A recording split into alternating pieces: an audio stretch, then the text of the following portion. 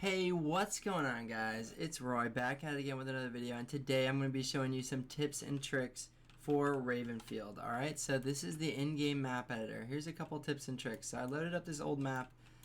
First tip, these are utterly useless. They're garbage, so don't even use them. Alright, what you want to do instead is go to the terrain, go to the lower, press press control, and you want to make it tall enough that they just can't walk there. Alright? And trust me, if they can't really walk there, they don't really want to, okay? So that'll be fine. So what you're going to want to do is learn to look at the map editor with Nav-Mesh on, okay? This is the most important tip I could give you, okay? Because the Nav-Mesh is how the bots interact with it. So you can make it as beautiful as you want, but if you don't have it the right places for bots to hide, it's not going to work well, right? So in this particular spot, I don't want anyone congregating in the middle because they'll get shot by the tower or shot over here, right? So everybody can go hide over here, and they can hide in the harbor, they can hide behind these, but they're not going to congregate in the middle so much, okay? That's important to me. Just because they're downrange from somebody else, okay?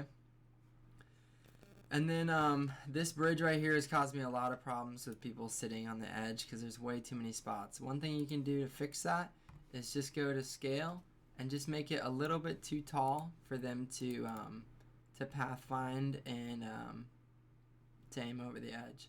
So if it's a little bit too tall, boom, pathfinding issue solved. Nobody's gonna stop on the bridge anymore. So I'm gonna remove these because the bots don't need to defend this way. And then in this way, like, you can see these arrows, that's where they're gonna attack from. So I had way too many of these arrows, and I had to cut it down to make it so that they would sit like here or in other places, like behind this thing. So it's all about the arrows and the thing. So like, let's say your path doesn't connect, like they can't walk up this stair because the white box doesn't touch. So instead I put this pathfinding link, alright? And I do that all over the place. I don't recommend using this many pathfinding links. I just want to. So you can also make it so they're less or more likely to go a certain path with the cost factor. A lot of times I leave it how it is, but this one I bumped up the cost because I don't want them to think it's like perfectly normal to jump off, you know? Alright, so a couple more tricks, right? So if you're here and you're looking at the nav mesh, you can hit the sideways arrow key. And now it's very hard to see, but it says all car nav mesh. Alright, so this shows you where a car can travel. As you can see, this blue area, if there was a car here, they would not be able to escape. Okay, so this blue area shows like, hey, there's a problem, this vehicle can't escape. Now, luckily that vehicle is just a helicopter, so it's no big deal. So let's say I have this capture point, right, and the vehicles have to be within this radius. And I want this this Jeep and this car to be able to rush the other points. But the vehicle nav mesh, so you can see that by hitting the arrow keys. So the vehicle nav mesh, the vehicle can't get off this podium. So what I do in that case is I use a pathfinding link just for vehicles, right? So this pathfinding link should bring the four-wheeler down here, and then this car can actually drive on this pathfinding link and get down to the bridge. And then obviously I put this little ramp here so that he would land flat. If we hit one more, this is boat nav mesh. The only place a boat can travel is this boat can travel here. And they're looking for a little sloped beach that they can ramp up on. I think it's like 20 degrees or something. Basically, if the slope is gentle like this, they'll ramp the boat up there and they'll land. If you have like steep cliffs everywhere like this, they won't the boats won't land. We're gonna exit this nav mesh menu, and I'm gonna show you guys a couple more tips. Okay, so if we take an object and click this and place this. Now let's say I regret my actions. I can press Control Z. And then I'm like, oh well, I did just undo that, but I actually still want it. In that case, you can actually press Control Y and redo. Okay, so in total, the commands you can do with this right here, you can do Control C to copy, Control X to cut, which is like copy, but it removes it, Control V to place it, and you can obviously do Control Z and Y. Alright, so another thing, when you're placing an object, if you hold Shift while you place it, you get to place another. So I can press shift, I can place it right here. That's what you can do. That's certainly what you can do. So let's say I place this, but I want it to be facing the other way. So what I can actually do is click and spin, and then it will spin it, right? And okay, so maybe I don't want it this direction. I highly advise you to get really familiar with these right here. So there's X, Y, and Z. So the Y level of this, that's up and down. That the Y level is 26, so I can go Control C, and then I want this to be a little bit higher to be at equal level, all right? And then position 43, I can copy this number, and I can paste it right here, and that's going to get it in line with this horizontally. Now it's rotated wrong, so what do? Is we're going to fix this to 180. So you got to remember your cardinal angles. So you have, 180, 90, what is it? 240, I think? 270? 270. Yes, okay. So yeah, 90, 180, 270, and 360 is also 0. Okay, so we want this to be at 180, right? And then that will perfectly line up with this guy right here, okay? And so yeah, that should be very helpful. Just remember that these numbers are a thing. It's also the scale numbers. And you'll notice that I'm in the Move tab. You can actually access all these numbers from anything.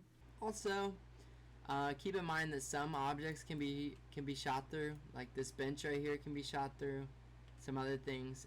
And when you scale certain pieces, like I thought I could scale this up, well, it's all bugged out and the bots can walk right through this. So just keep in mind that some objects, when they're scaled, don't function properly. So one example of this is the military crate. When you put one of these military crates down and you scale it up, so let's say you have a huge military crate. Well, what you don't see is that there's an invisible wall around this thing. Maybe you're standing here, you can't shoot through this crack because the invisible hitbox goes on beyond this actual green thing. So when you scale it up, it makes a buggy mess. So you can't shoot around it properly. So I never use these unless I don't intend on scaling them. So wow, I just sent the box to the 4th dimension. So let's say you take this thing, right, and you have utterly lost it. It is somewhere on the map and you can't find it. This is going to be a very helpful tip for you, okay? So if you see this little arrow next to the main menu and you hit Prefabs and you remember what the name was, so what is this?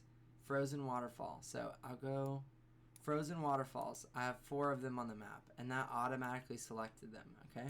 So then I can select them all and I can just go ahead and I can delete them, Okay, so if I also want to see, if I want to compare all my capture points, I can click this and it shows all the capture points, okay? So then you can compare how tall it is and such, like, okay, so if you stand on top of this, shows all the rings, very convenient. You can hit all the turrets and then it points out every turret on the map. So I can see exactly where those are. I can't, oh no, these are spawn points. Okay. You can also hit turrets though, which there should be like 3. If you're trying to build something beautiful, I recommend the snap to grid. So I'm going to hide this. You use the drag arrow, right?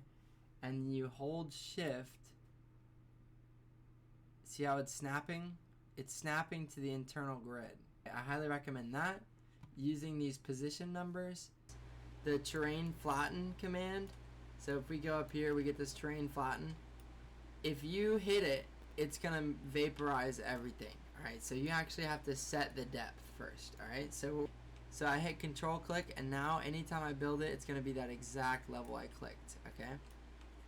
So to set the depth, you basically put the cursor exactly the height you want. Control click, and does nothing except set the depth. Alright, so control click here, puts it here. Alright, and then so another tool, this is one more thing, the terrain tool. Okay, so as you can see, I have sand, grass, cliff, gravel. So these sand, grass, cliff, these are the default ones, and if you hit auto paint, it's going to modify these 3 levels and put them in where they go. So let's hit auto paint and see what it does, right? Okay, so you'll notice that it painted all the cliffs with the cliffed one, the sandy areas with the sandy. So the cliff is like all about how fast the elevation is, and it put grass on top, right? But what's all this?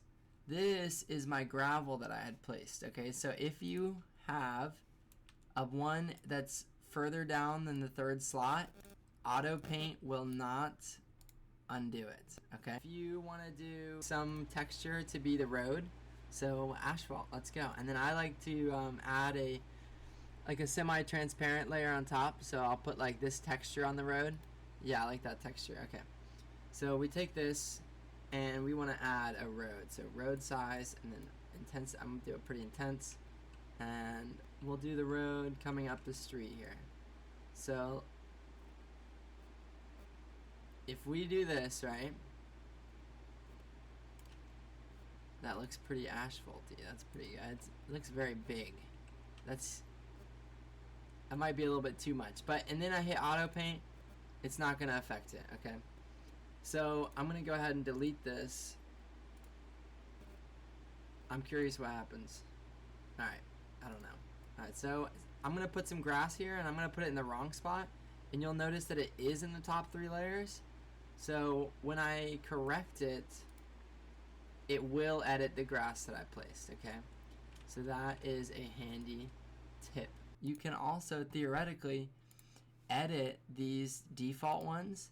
So a lot more rocks are light, so you might rather use cliff. So we close that, and then we auto paint, and instead of, oh, it did it automatically, right? So anywhere that it was dark, it's gonna change to that. If we take this grass, edit it, and turn it into the color red, it's gonna do that. Alright, so, and then we auto paint, it's gonna do its thing. So that's it. Yeah, thanks for watching. I hope you found this video useful. If you have any questions, let me know in the comments below. Maybe I can answer them. I will say I do not know how to import new files into this, so if anyone knows and they could let me know in the comments, I would be ecstatic. Thank you. Have a great day.